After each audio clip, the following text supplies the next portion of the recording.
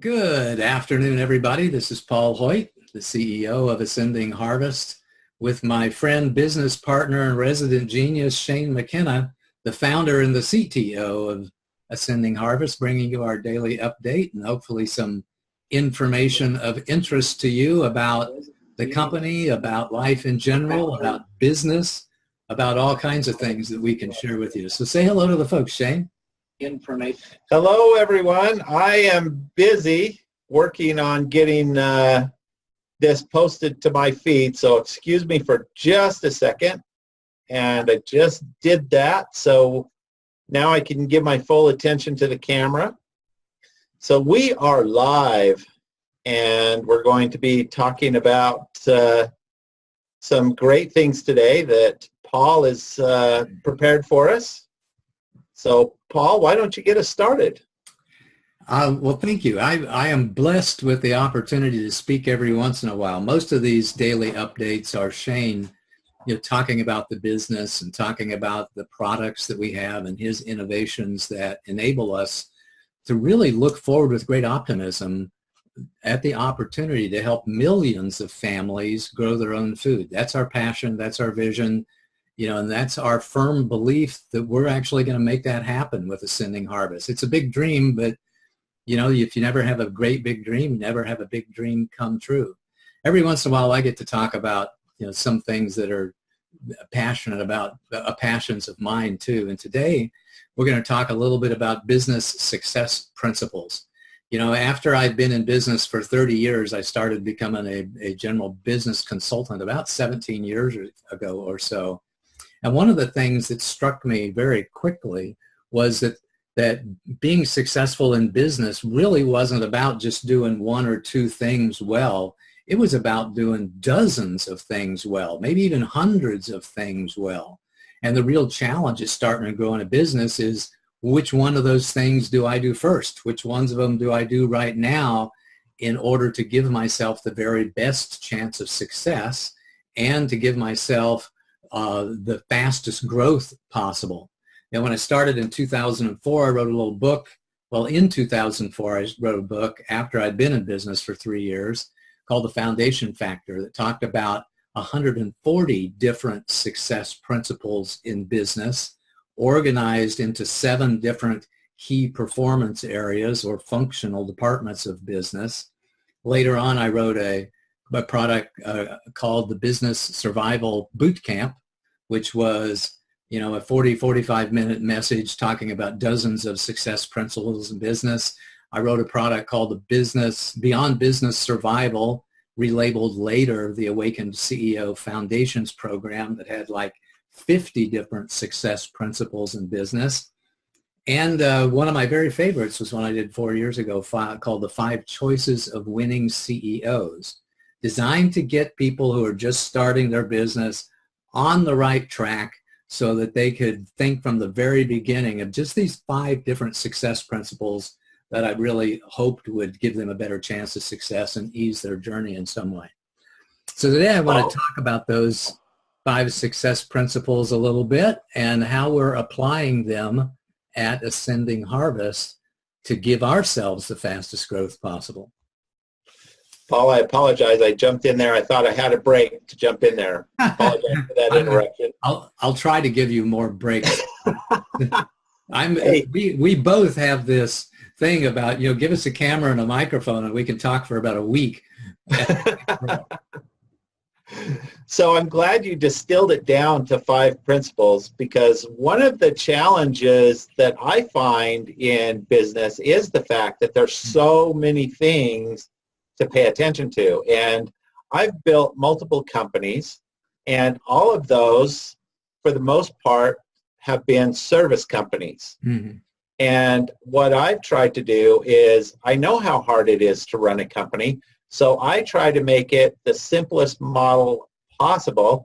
And I would say all of my companies are basically one step up from a lemonade stand. Yeah. So I have a service. If you like my service, give me the money for the service, and here's your service. So that's how I've been able to successfully build companies I've tried to build a couple of product companies similar to what we're building now, and there were so many things I didn't know that I got into trouble each time. So very glad to have you on the team as our CEO, because you know so many more things that I don't know, which helps us out. So what would you say to the person that's listening to this right now and says, man, I'm more in the Shane camp, where if you give me something more complicated than a lemonade stand, I'm going to struggle. You're going to give us some actionable items today, or some things that we can learn that are going to help move us above the lemonade stand level? I am absolutely going to do that, and I'm so glad you brought that up. And by the way, folks, this isn't like cued at all. I just love the fact that he brought that up, because business success principle number one, or choice of winning CEOs number one, is to really understand the business, to understand the business that you're in. I wrote a program like last year or a couple of years ago called Business Basics, which talked about 3 different types of business: product business, a service business, and an agent business. You know, you talk about having a service business, which is primarily trading labor for dollars. You know, a product business is trading physical stuff, typically for dollars. Right in the middle of that is information products, where it's digital stuff for dollars. An agent's business is we're selling somebody else's stuff. I'm an insurance agent, a real estate agent, you know, investment banker, doing something. My whole job is selling somebody else's stuff, not my service, not my products, but somebody else's products and services. I mean, and most people don't even understand that there's these 3 basic types of business, and each one of those has different complexities. So success principle number one here is to understand the business. I remember vividly a conversation with a gal when I first was early in my business consulting career, who said she wanted to start a restaurant. And I said, great, have you been in the restaurant industry before? And she said, no, but I've been to a lot of restaurants. And I said, you've never worked in a restaurant before? She said, no, I've never worked in a restaurant before. I just want to start a fusion restaurant. You know, it's going to have Chinese food and Mexican food and American food. And it's just going to have, so that when somebody comes into the door, they can just get whatever nationality of food that they want. And I thought to myself, that is just a terrible, terrible idea. Just a terrible idea. And you don't have, but I didn't really tell her that. What I told her was, you know, before you start your own restaurant, you need to go work in a restaurant. You need to understand the servers and the wait staff and the kitchen and the management and shift scheduling and all of that stuff, you know, before you go to start your own restaurant. And that's my number one piece of advice to people who want to start a business, is know the business. If you want to be a coach, then talk to other coaches and find out what it means to run a coaching business. If you want to bring a consumer product to market, by all means, talk to people who've done that before. I'm going to share a little screen here with you of one of the things that I invented some number of years ago called a business complexity profile. And after I'd been a business consultant for a few years, I realized that some businesses were more complex than other businesses. You know, selling roses at the street corner, or having, like you said, a lemonade stand, a hot dog stand, is, you know, pretty simple business. There's not much to it. We go to sell roses, we go to the local florist and we buy a dozen roses for $6, and we go sell them at the stand, or sell them at the street corner for $1 a piece. You know, we've doubled our money, and that's the simplest business that there is. However, you'll notice that what we're doing down here, which is bringing a new simple product to market, is one of the more complex businesses that there is. So having worked with many companies that are bringing products to market, you know, I as a consultant and Shane as an engineer, helping them engineer and bring those products to market, is essential to our success in Ascending Harvest, in bringing our product to market. A recognition that this is a complex business, that there's intellectual property, that there's market response and competitive positioning that we need to pay attention to, that there's typically a very long development cycle and a lot of risk in the market response and the market competition and the changing marketplace and all kinds of other different things. So that's really principle number one, is understand the business that you're in. If you want to be a coach, great. Go talk to a dozen coaches. You want to bring a product to market, go talk to people who've done it before. Whatever you want to do, make sure that you've got relevant experience to help you be successful with that. Absolutely. Any feedback on that, Shane, before we take off for the next one? Yeah, one company that I gained a lot of respect for, I was working on a piece of equipment in their production area. And the piece of equipment right next to me, there was a gentleman standing there, and he was a very polished man. And I knew that he didn't belong, that I knew that his environment was not typically the production environment. Mm-hmm. And so I just curiously asked him, hey, I noticed that you have a different air about you, or a different polish about you than a production individual. What is your job here? And he said, I'm actually the vice president of marketing. I was just hired. And this company requires us to work in every position in the company for a few weeks before we sit in our hired position. They want us to understand the complexities and the issues faced in all areas of the company. So today I'm a production worker. And I thought that that was a fantastic way to prepare people to work in their company at the executive level, because they have an understanding of what's going on behind the doors that are usually closed. I love that. That's a really good idea for that company, and a really good advice for most everybody. I can talk for a long time about that, but hey, we only have a few more minutes, so I'm going to jump in and talk about success principle number 2. Success principle number 2 is understand what your job is today. Not just understand that, hey, I'm the vice president of marketing, or I'm the CEO of the company, but understand what the job is today. Here's what I find. I'm going to share another screen with you here for a second. Here's what I find is true about most people who are starting a business, is what they think the job is what they really love to do. And they think that they know they got to do some other stuff too, but they think that the job is what I really want to do. I'm a great painter, for example. I love to paint houses, so I'm going to start my own business, and I know I'm just going to get to paint houses all day long. I'm a coach. I'm a consultant. What I love to do is help other people. And I realize that I'm going to start a business so I can do what I love to do all day long. Well, in reality, that's not what happened. What happens is that what the job is really at best is what you love to do is about 30 or 40% of it, especially at the beginning. And and everything else really comprises most of what the job is. And when you break that down, it's really a whole bunch of different things that the job is, other than the things that you love to do. So you have to understand what the job is in its totality, and you have to understand that what your job is today. Here's a couple of examples.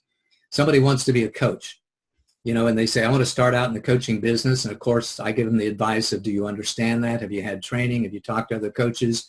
Do you understand that when you are a coach, that having 21-hour sessions with clients a week is absolutely full-time? That if you deliver your services 20 hours a week, that is really good for an accomplished and successful coach, because the rest of the time you have to be doing other stuff like marketing and administration work and sales work and the other stuff that comes with business. But here's the real rub. When you start that business, you don't get to do what you love to do and what you want to do at all, because you don't have any clients. You don't have any clients. Your only job is marketing, preparing your branding, your collateral, your positioning statements, etc., your value propositions, and going out and engaging with the customer base and landing that first client. And when you land that first client and you got 1 hour a week with your first client, then congratulations. Now you get to do what you really love to do about 3 to 4% of the time, and only 97% of the time are you out doing the other stuff that you really didn't want to do in the first place, and maybe you don't even know how to do or what to do. So, so it's no freaking wonder that people, have such a challenge when it comes to starting and growing a business, is that they don't know what their job is. Now, bring that home right now. Shane's job and my job right now is to prepare for the fantastic, successful execution of our crowdfunding campaign. It's coming up in about 3 weeks, sometime in the middle of September. We're getting real close on crystallizing that date, but that's our job. Our job is not selling human-powered hydroponic systems. Our job is not doing much of anything else. So there's a few other things we're doing in the background, like forming the company and taking care of corporate governance and doing the intellectual property stuff and that. But our number one job, 70 or 80% of our time these days, is preparing for the successful execution of the crowdfunding campaign. And when that's over, our job is going to change completely based on the results of that. When we get hundreds of thousands of dollars in our crowdfunding campaign, which is our intention and our vision, our job will change completely. But we have to know what the job is and what the job is today. And that's choice number 2 of being a successful CEO. So if any of my friends are tired of me posting about Ascending Harvest on social media, it's my job. Got to do it. So there you go. I'm sorry, not sorry. Don't be sorry. That's exactly what we want you to do. What you have to do. Choice number 3 is to get proper support. And to me, proper support means more than just getting a team around you, although that's a really important part of it. Proper support is about what I call these 4 pillars of business support. It's about getting education, getting training, getting the right tools in place that allow you to do the job, and getting the right team in place across all of the different areas of the business. I talked before about 7 different key performance areas of business. That's leadership, marketing, sales, financial management, operations and administration, product development, and customer service. Those are the 7 key performance areas that I defined in my book, The Foundation Factor, and the framework that I use to address any business problem and any business opportunity. You have to have the right education in each of those key performance areas. You have to have the right training in each of those areas. You have to have the right tools in place in each of those areas, and you have to have the right team in place in each one of those areas. Sometimes I talk to people who are just starting out in business, and they say, well, who's on your team? And they say, I don't really have anybody on my team. I'm just a solopreneur. And my response is, I don't ever want to hear you say that again. You may not have any permanent full-time employees. You may not have any part-time employees, but you have absolutely got to think in terms of your team from day one. Your team is your advisors, whether they're paid or not. It's your coaches. It's your accountant and your bookkeeper. It's your attorney. It's all of those different people who comprise your team. So you may be the person who's working full-time in the business, but you have got to have a team in place. If nothing else, your attorney and your bookkeeper and your advisors and your coaches to help you through this from the very beginning.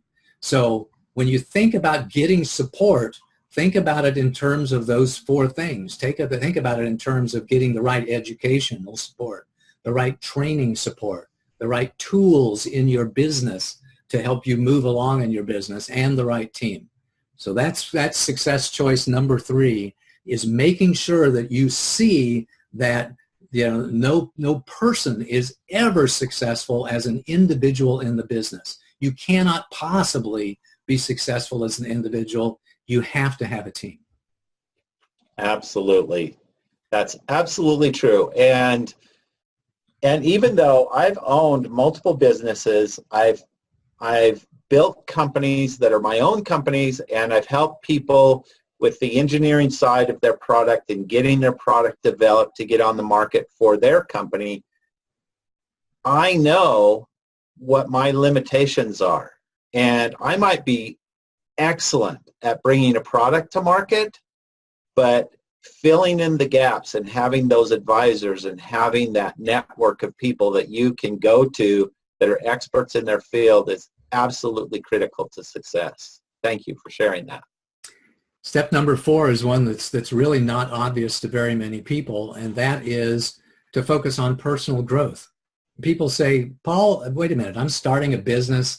I'm just focused on doing the work that I have to do today. And yeah, I know I need to do a little bit of professional growth along the way. I need to learn a little bit about marketing. I need to learn a little bit about sales, and I'm open to that. But what is this personal growth stuff? How come you're so passionate about personal growth?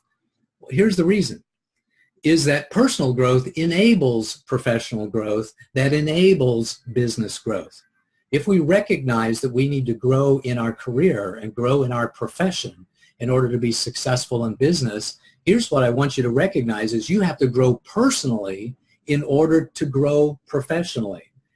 I have found hundreds of business owners that get stuck along the way some way because of a limiting belief they have, because of that block that they have, because of a habit that they have, or a habit that they don't have, that really limits their chance of success. Here's a classic example.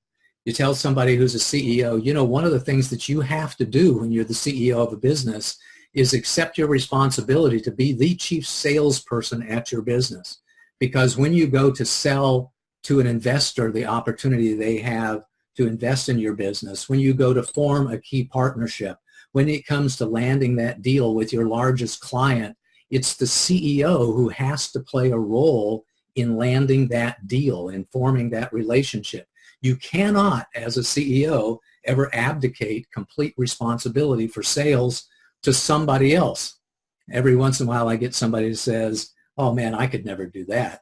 All those salespeople, they're just, scumbags and you can't trust them. I don't even like to use the word sales. I could call myself a business development expert, I guess, or professional, but please don't call me a salesman.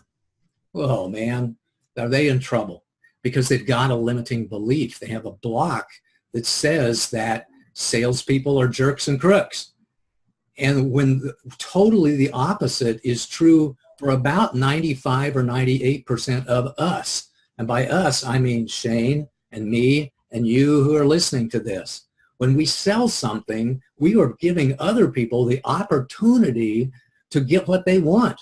We're giving them the opportunity to move forward in their life in a way. We're giving them a product. We're giving them a service. We're giving them an experience that they really want that helps them lead a healthier and happier life. So that's a classic example of about how you can overcome a limiting belief and turn that attitude into something that really helps you out. So focus on personal growth so you can identify those limiting beliefs, those biases, those blind spots, that faulty logic, that short circuits that you have inside this frail human mind that we all share, so that you can grow professionally and so that you can have the best chance at business success. Hey, Paul, we're having a little bit of audio difficulty here with your audio. So I'm not sure if that's our signal or your audio. You might want to check that. I did. I just saw that flash up on the screen. Could you hear me okay? We were missing some of the words, but we got the general idea of what you were talking about, but there were some of the things that you were saying that we didn't get to hear. Well, I'm optimistic that it will come out on the recording. Yeah, let's have that optimism for sure. Okay. Hey,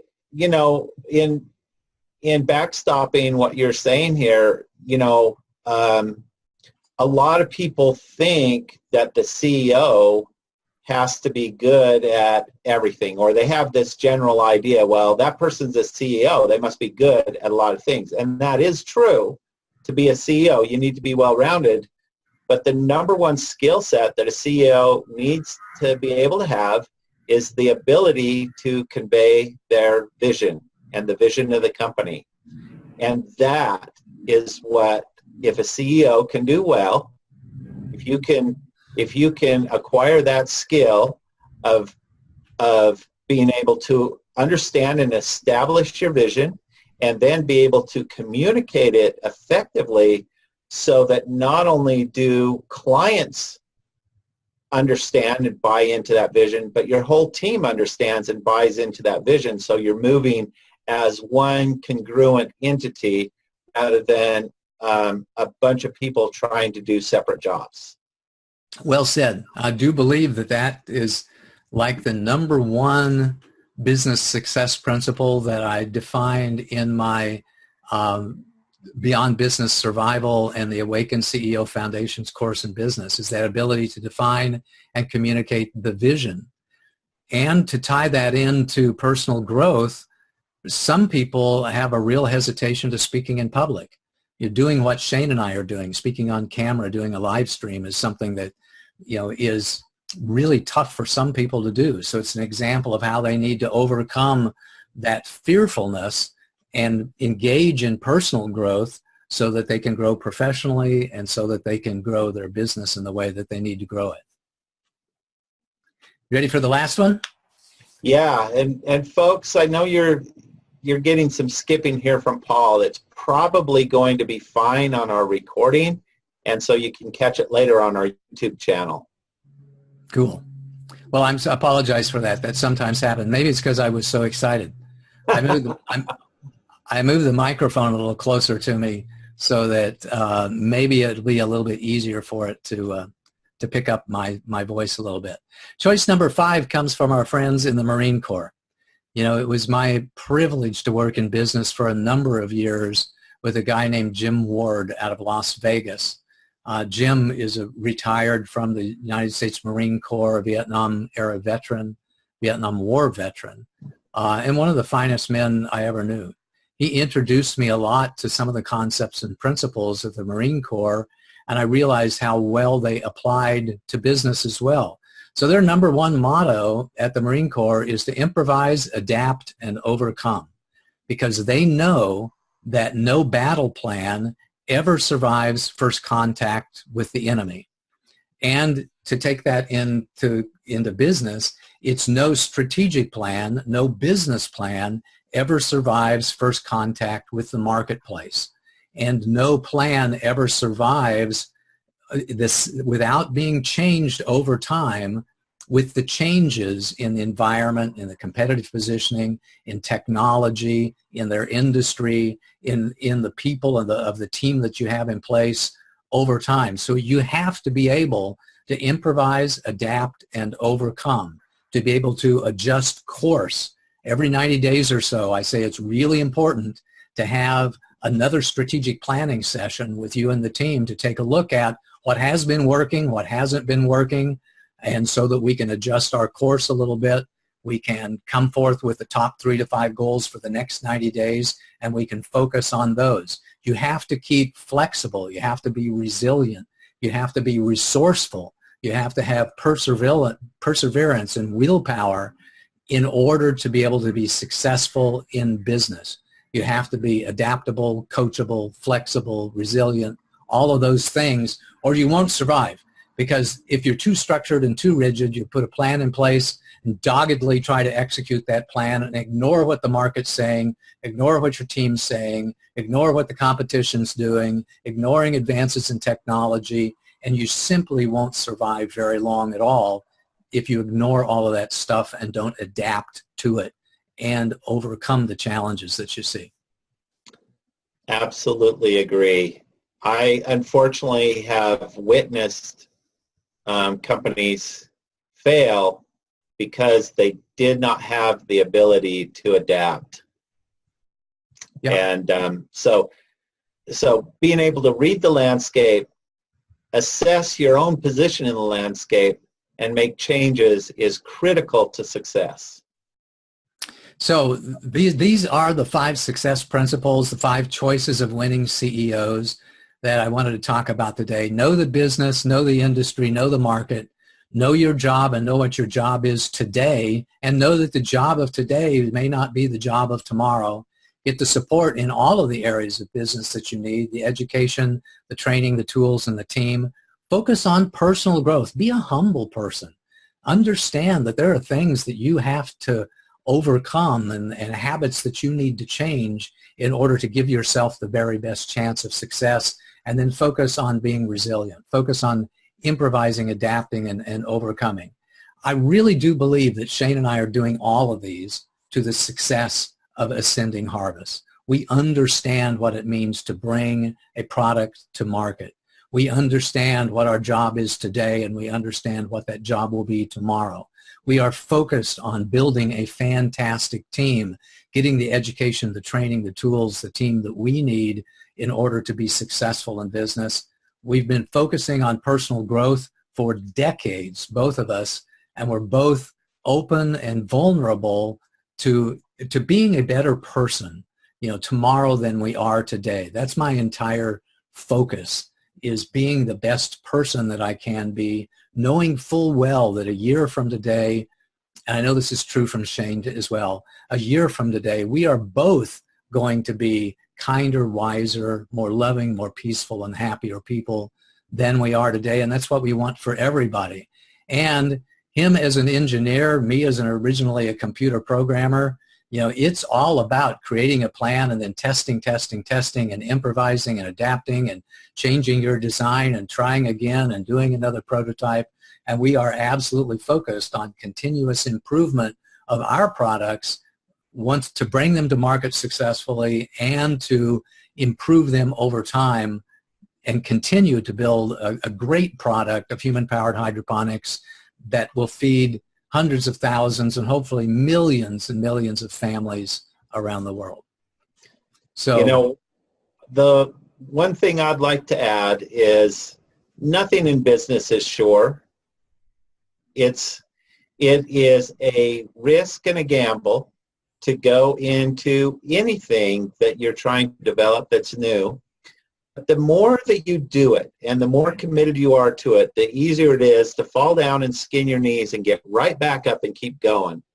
And I would say without hesitation that both Paul and I have skinned our knees a bunch of times. and we're not going to fail because we are used to having those challenges come up. And instead of going, oh, well, it's time to pack up our marbles and go home, no, you pivot and you say, okay, what do I got to do now? And you recover and you move on. And so that resiliency and that experience with that resiliency, it's scary first. But the more you do it, the more you'll learn to adapt. And the more you apply these 5 principles that Paul has taught us today, the more comfortable you will be with the unsurety and that landscape of not knowing. You'll be able to go into it knowing that you're prepared for the not knowing. I love that. Expecting the unexpected and knowing that it's going to take resourcefulness and resilience and ability to adapt to what you find when you jump into the market. That's beautiful. Well said, Shane. What we shared today with the 5 Choices of Winning CEO is about a 40-minute program that I recorded 4 years ago. And if you would like to have the full version, you got about the 25-minute version today. If you'd like to have the full 40-minute version, just send me an email. Send it to paul@ascendingharvest.com, and I'll send you back a Word document that has the links to the YouTube videos for this particular series. If you want to hear it again or you want to hear even more detail than I shared with you today, I'm happy to do that. And in return, what we'd love for you to do is to support us in this project. So please go to ascendingharvest.com and sign up for our mailing list so you can keep informed of the status of the project. Every day we give away a human-powered hydroponics system to some lucky prize winner. The only way you can get entered into this raffle, this daily drawing, is to go to ascendingharvest.com and sign up for our list. And progress to report. We have more than 100 subscribers to our YouTube channel now. So very, very quickly we're going to get the Ascending Harvest customized URL. I know it, which I'm very excited about. That'll round us out. We'll have LinkedIn presence, Twitter presence, Facebook presence, YouTube presence, and soon I'm told we need to have an Instagram and Snapchat presence. So I'm going to have to put on my learning goggles and go out and figure out what that means here in a little bit. Pardon me while I get rid of the call. So Paul, are we ready to give away a system today? I think we are. And the way that we do this is that I have downloaded all of the names and numbers or rather all the names and email addresses for those who signed up for our list and assigned them a random value between 1 and 10,000. And Shane's going to give me a random number, and we're going to announce our winner. What's the number? Okay, I am just now going to push the generate button. 546. 546. And 546, the winner of that is a young lady I know, is actually a doctor, Dr. Hallie Robbins. Dr. Hallie Robbins we've worked with on several different ventures, so congratulations, Hallie. You are the winner of a human-powered hydroponics system, which we hope to be able to deliver in first quarter of 2019. So thanks again for attending today. We really appreciate it. Thanks to Shane, for making this business possible and this business opportunity possible, and for the opportunity to be on this winning team.